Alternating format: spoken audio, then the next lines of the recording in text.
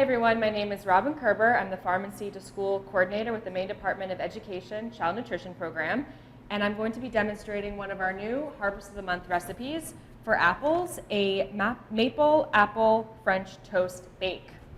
So this one starts off by taking some whole wheat bread that I've cut into about 1-inch pieces. This is a great way to use up if you have leftover sandwich bread, hamburger buns, anything like that. Certainly don't toss it, even if it's gone a little bit stale. French toast is a great use for that, the old bread. So I'm going to set that aside. And I've got some local eggs here.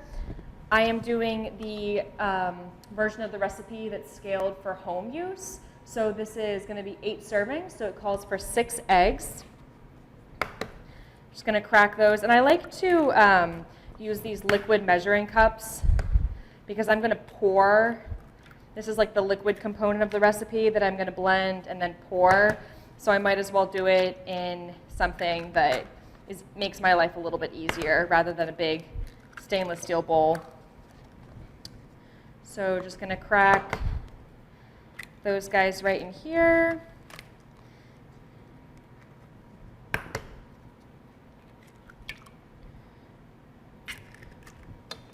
Compost those, and then half a cup of we've got some local Oakhurst milk here. We're going to do half a cup of that.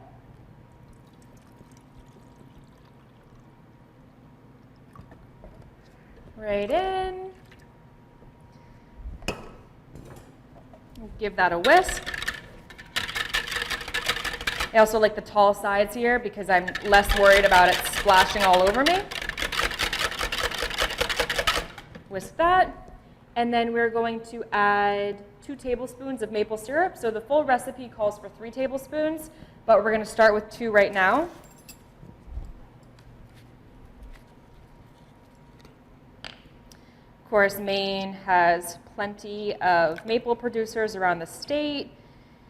Springtime is the best time to get local maple syrup when a lot of the sugar houses open up and have really great prices, invite you in.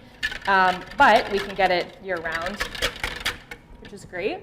And then we're going to do half of a teaspoon of some cinnamon.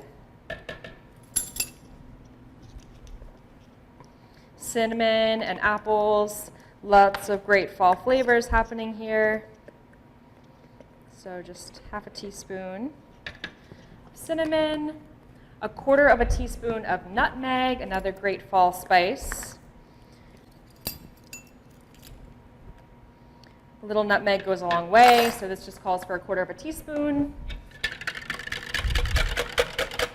And half a teaspoon of salt, just to bring out some of those flavors. All right.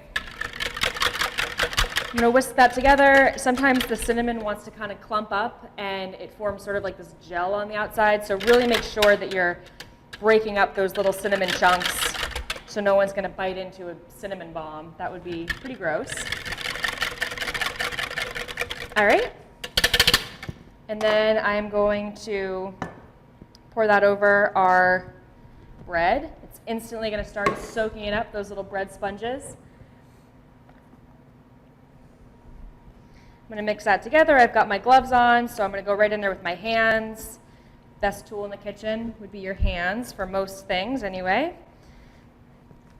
And that's looking awesome. I've already diced up my local apples. I've got an assortment of varieties here. Some of them are going to cook down a little bit more. Some of them are really going to hold their shape in the oven. I like that variety in this baked dish. And that is it. So I'm going to take my gloves off, and we're going to bake this French toast casserole in this casserole dish. So I'm just going to spray it and pour this mixture in. I'm going to cover it with tin foil. We're going to let it sit in the fridge for 6 to 8 hours, or ideally overnight. All of that egg custard mixture is going to get soaked up. It's going to be great. And then tomorrow morning, I'm going to take the foil off, throw it in the oven, and it's going to be good to go. All right, so I'm going to grab our baked French toast casserole. And the next step is to drizzle the remaining maple syrup. So I've got another tablespoon that I want to just drizzle on the top here. When it comes to maple syrup, I tend to have kind of a heavy hand because I just love it. Of course, it is kind of expensive, so a little will go a long way. I'm going to throw this back into the oven for an additional few minutes and let that maple syrup kind of seep into the casserole. All right, this kitchen is smelling amazing. Our baked maple apple French toast casserole is done. That maple syrup is nice and bubbling. It looks amazing. It smells amazing. I am going to dish some up. And so this is good on its own. You don't need to adorn it with anything else. There's a lot of flavors in there. We've got our local eggs, local milk, local apples, local maple syrup. But for serving, it might be good to add some of that homemade applesauce that we made. I baked this in kind of a shallow pan, so I think it would benefit from a little moisture. So let's see. We've got our homemade applesauce, nice and chunky, love it. We've just got a little cinnamon and vanilla in there, so just lightly seasoned. And then also, we've got some beautiful local yogurt. So I'm going to dollop a little bit of that on as well.